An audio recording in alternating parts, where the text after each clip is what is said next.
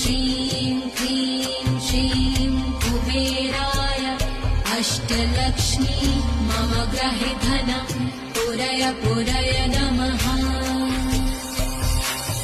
ॐ ह्रीं श्रीं क्लीं श्रीं कुबेराय अष्टलक्ष्मी मम गृहे धनं पुरय पुरय नमः।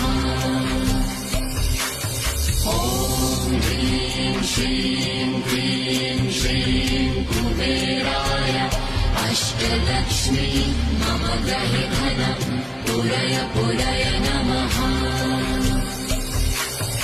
ॐ ह्रीं श्रीं क्लीं श्रीं कुबेराय अष्टलक्ष्मी